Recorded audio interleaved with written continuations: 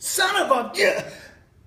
Yeah, and that's exactly what happened when the car pulled out in front of me in traffic. And the next time my son dropped something that he didn't want to drop, or broke a toy, or got grounded, or got yelled at, guess what came out of his mouth? Yep, the same kind of words. Why? Because you will become what you think about most of the time. Early on in my marriage, early on in parenting, I kind of knew those things, but I wasn't real meticulous about guarding them. Now that I've studied neuroscientific ideas from Dr. Leaf and Dr. Ammon and Dr. Laura Bird, I begin to see that the way we talk trains our brain to do what it does. The way we talk about food, the way we talk about friends, the way we talk about strangers, the way we talk about race, religion, color, creed, sexual orientation, the way we talk about those things changes the way we think about those things. Let that settle in your mind for a moment and then ask yourself, over the last 3 or 4 decades, has popular music inspired us to think better about those things or to think worse about those things, or does it matter at all? Has popular music had any impact at all on our society? I think you'd have to look at that and pretty easily say absolutely. Whether you're talking about the rock and roll of the 1960s, or as we move from the 60s into 70s, the kind of a free thinking, do whatever you want to do. Nike's "just do it" was a great phrase that kind of embodied a whole generation. And now we're at a place where racial slurs, profanities, degrading comments toward women are the norm in music. There are songs that use the N-word 15 or 16 times in the first verse. There are songs that the lyrics and the chorus call women hoes and bees. And it has no redeeming value whatsoever. And if you think for a moment, like the mom who well, I won't even say how many years ago, but at a party at her own house, asked me to play a particular song that her daughter wanted to use my microphone and sing to her dad. I thought, well, my daughter wants to sing to dad. That's a sweet thing. So I handed her the microphone and I said, who's your favorite artist and what song do you want to sing? And she said to me, Rude Boy by Beyonce. And I went, are you kidding me? And mom just looked at me and she's like, what? What's the deal? I said, have you ever listened to the lyrics to that song? She said, well, I've heard them. I don't know exactly what they say, but it's a cutesy song. I said, well, it sounds cutesy, but I don't think I would be impressed if my wife sang those lyrics to me. I would be hurt and offended. 3 times in the song, she says, are you big enough? Can you stay hard enough? Can you satisfy me? If not, don't be rude, boy.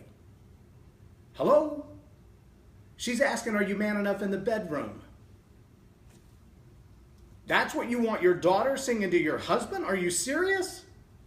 Yes, you will become what you think about most of the time. If you fill your mind with stuff like this, the message, the Word of God, you're going to be a different kind of person than if you're constantly listening to aggressive rap music. Or one of the young men that hangs out with us has always got his headphones on. He's always banging his head to this really hard rock. Now, I'm not talking as much about the tempo of the music.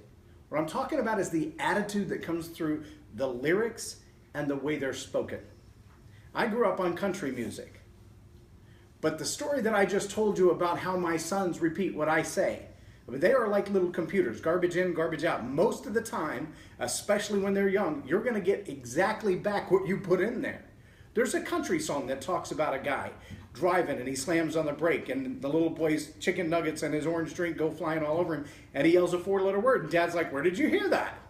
He said, I got it from you, Dad. When I grow up, I want to be just like you.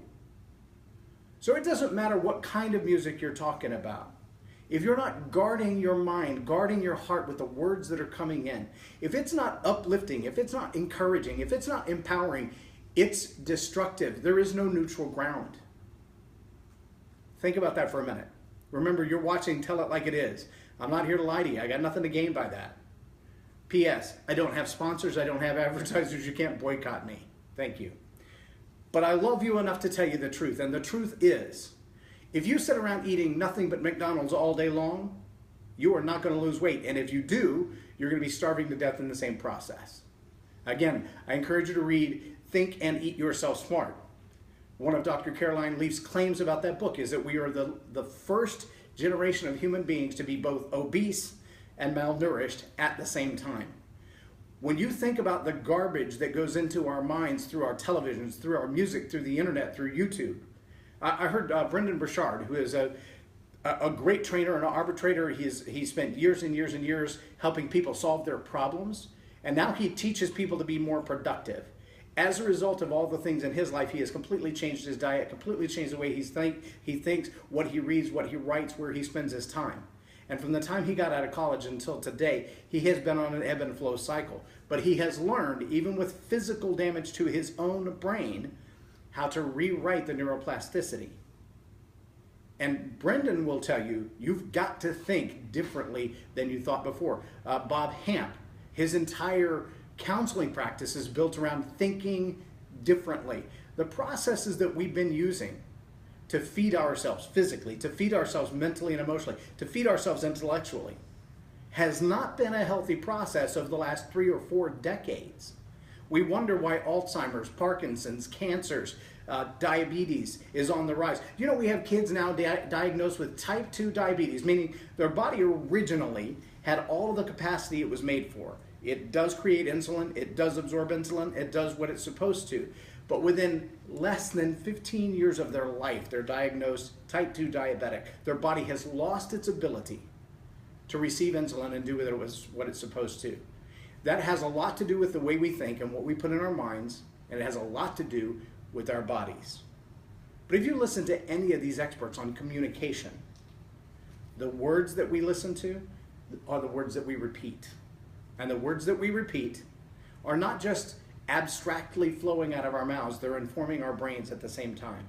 And if our brain does all the things that we say it does, controls our heart rate, controls our eye movement, controls our rest, controls our ability to digest or not digest the foods that we eat, controls our ability to think and to navigate and to negotiate, then every word, every morsel of food, every chemical in our water that gets inside our human body has a gigantic impact. I believe it's why the word says, think on these things that are pure and holy and true and just. If anything is praiseworthy, think on these things. It's not a random notion that allows the brain to grow. It's not a random idea that's going to allow you to find physical health and self-discipline and all the 10 attitudes that we've just talked about over the last couple of weeks. That takes intentionality. You've got to be on purpose about what you're doing in your life. I believe it was Charlie Tremendous Jones, and he may have been quoting somebody else. I'd have to look it up. If you know who the original quote of this was, please put it in the comments so everybody else can see it. But the quote sounds something like this: 5 years from now, you will be the same person you are today, except for the books you read and the people you spend time with. If the books you read are not feeding your brain in a way that it has to stretch and grow and understand new things, then the books you're reading are holding you back. And if the people you spend your time with are inspiring and encouraging and challenging you to do things that do not benefit your life in a positive way, it's time to get rid of them. It's time to find some people who are a genuine investment in who you are and what your life is about. I know that's hard to take, but that's for real.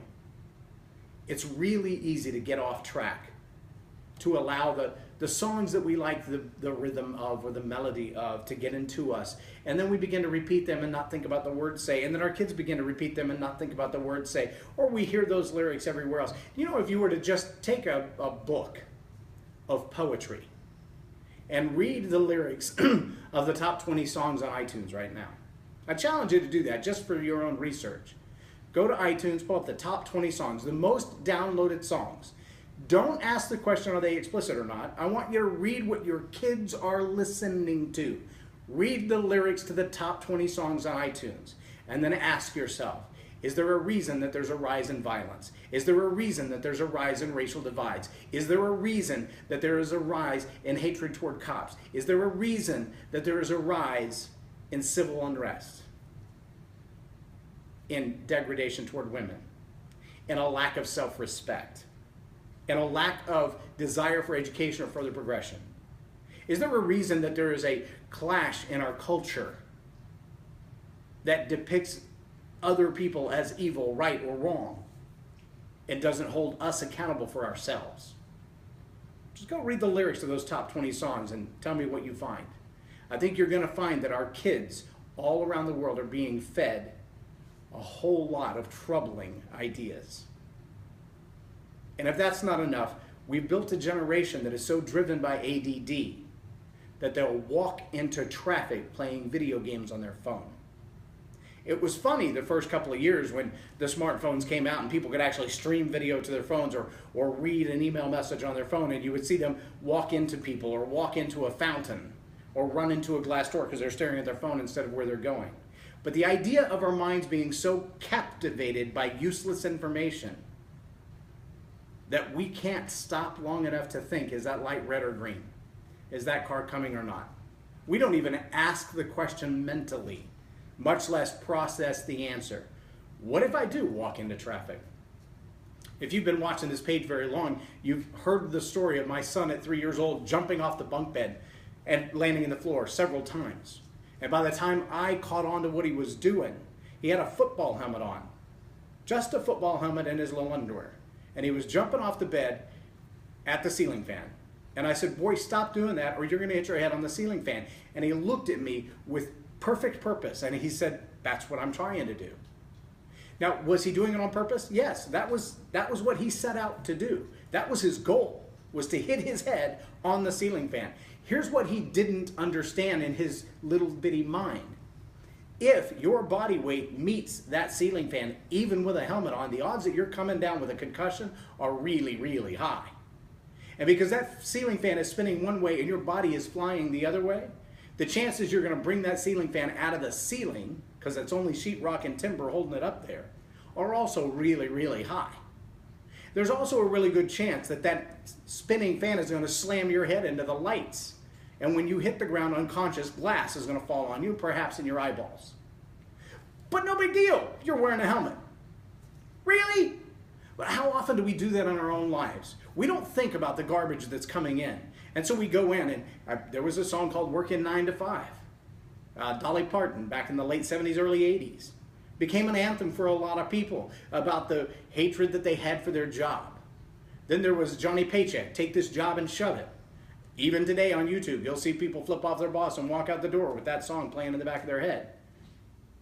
Ferris Bueller's Day Off. I mean, the list goes on and on. Social change has not only been marked by our music, in a lot of ways it's been led. Does the art reflect the music or the music reflect the art? The answer is both. But it is a self-fulfilling prophecy, and it is a self-generating cycle. If you think you're fat, you're not only depreciating your own value, but you're training your brain to turn your food to fat. I know that sounds silly. Trust me, do the research. Listen to Dr. Amen. Listen to Dr. Caroline Leaf. Listen to Dr. Laura Bird. You're going to hear them, some secular, some atheist, some Christian, say to you, the way you tell your brain to handle your food, the way you tell your brain to handle stress, the way you tell your brain to handle relationships is exactly what it's going to do. And if you, on purpose, but not without intentionality, meaning I meant to do it that way, but I didn't think about the long-term consequences. If you go through life that way, you're going to have the same results as those kids who walk into traffic playing Pokemon Go, or the ones who walk into a glass door while staring at their phones. Or you're going to run headlong into something that's going to be an immovable force. And I'm telling you right now, that is not the way you want to bring this life to an end. It's not the way you want to bring your success to an end. It's not the way you want to bring your relationships to an end. But if you listen to the words of the music that's out there today, our young people are being encouraged. We just need to hook up. Well, we don't need a marriage. We just need to hook up. That sexual need we have, pornography will handle that. That relational need we have, we can hook up for that. We can hang out with our friends for that. If you think they're not confused, answer me why, for the first time in the history of the human race, a boy can't tell which bathroom to go to. And I'm not saying that to be offensive to those who may be homosexual. or those who are truly dealing with that. But when we've reached a level where this is not a one-on-one personal conflict, where the one-on-one person has to decide and make that choice and decide how they're going to live out their life, it's become a societal issue. There's a lawsuit right now for a 15-year-old boy who is not transsexual. He just decided if bathrooms are gender neutral, that he should be able to shower wherever he wants to. He's entitled, right? I mean, if the law in the state says bathrooms are gender neutral, then it shouldn't be about what I think permanently. It shouldn't be that I have to wear lipstick to school every day. If I want to go into that bathroom, I should be able to go into that bathroom. And so he is suing the school district for multiple millions of dollars. They offered to put up shower curtains between the stalls, and he said that was denigrating. He wanted to be able to go into the girls' locker room and take a shower at his own discretion because he couldn't decide. Sounded a little fishy to me. Now, there may be other multiple cases just like that all over the country for people who are truly suffering with an imbalance or a misunderstanding or genuinely feel like they were born in the wrong body. But I promise you, like many other things, this is a conversation that has started that is changing the way people think. And you will become what you think about most of the time. The way we impact our children, the way we impact our culture, the way we impact our community, and the world at large is going to be a big, giant part of the way we think about ourselves, the words we say to ourselves when we look in the mirror, the words we whisper under our breath in traffic. It's not any different. The way we train attitude into our students, the way we train attitude as a leader into our team is the same way we train ourselves. And it works every time, intentionally or not. If I threw a package of dandelion seeds in your front yard, you would have dandelions whether you like it or not, because that's what dandelion seeds do. And it wouldn't matter if you planted them or not. If they're there, they're going to grow. If those words are coming from the lyrics of the songs, the books, the movies, the videos they're watching on Facebook. Here was the point I was going to make about Brendon Burchard.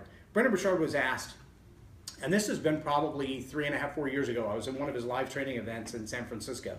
And somebody in the room said, you know, YouTube videos used to be really effective, but I understand now that the average attention span is only about 2 minutes. How much can you actually train in 2 minutes? And he said, well, if you're an effective communicator, you can actually train a lot in 2 minutes, if you're intentional about that. And I actually teach people to be better communicators and communicate in a short format. I do obviously long format teaching, anywhere from these 20 or 30 minute videos that you see here on Tele like it is to 4 and 6 hour seminars. I leave for the Congo tomorrow morning to train government leaders in the Congo on better entrepreneurial and entrepreneurial aspects of leadership in a free enterprise society. So it's a little bit of different nuance, but I'm not teaching those words. I'm teaching those principles through the practice of leadership. I can do that in short form, I can do it in long form. But when Brendon was asked, if the average attention span is only 2 minutes, how do we get anything across on YouTube that's going to be of any value? He said, well, you got two choices. Number one, shorten your format and learn to be a more effective communicator in 2 minutes. Or number two, realize that the idea of ADD and a 2 minute attention span is a lie. Think about that for a second. The idea that we all have a 2 minute attention span is a lie. Now here's what the stats say, that the average video watched on YouTube is no longer than 2 minutes. Why does that matter? Well, it matters because when you look at the skew, the bell curve, if you will, of videos, most videos watched on YouTube are either long-form strings of fail, fail, fail, fail, fail, fail, fail, fail, fail, where someone has taken little 30-second clips of people falling off their bicycles, crashing into trees, tripping over ropes, running into glass doors, and made a longer video out of that. So they serve that quote-unquote short attention span multiple times in the series, in the span of that video. Or it's silly little videos like kitty cats acting stupid, and that video lasts a minute or two. And then people either get bored with that particular video, or the whole video is only 90 seconds. If that's what people are watching on YouTube and Facebook, and that's what's being spread around, then that's what skews the bell curve. That's where most of the videos are. Some shorter than that, most of them there, and then some longer than that.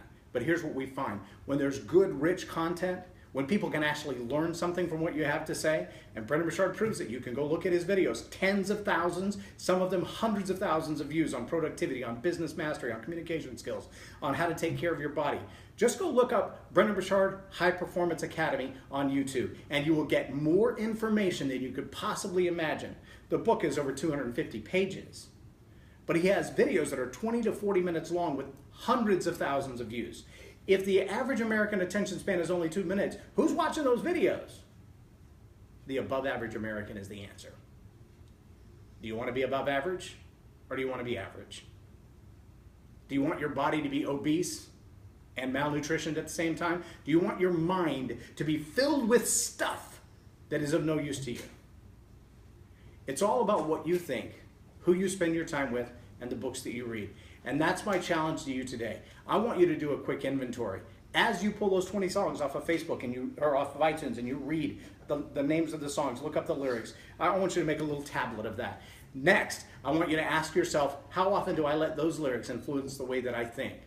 Then I want you to walk to your bookshelf and look at the library of things that you read.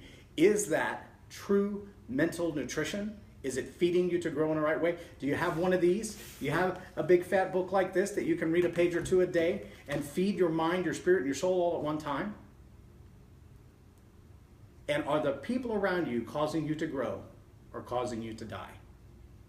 Those are my questions for you today. I know this is a tough lesson today, but I know for a fact, if you will be as intentional about the words, the music, the television shows, and the books, and the people that feed your brain as you are about what you put into your mouth, your life will be different in the next 63 days. That's a promise. I'm J Loren Norris. You've been watching Tell It Like It Is TV. Have a blessed day.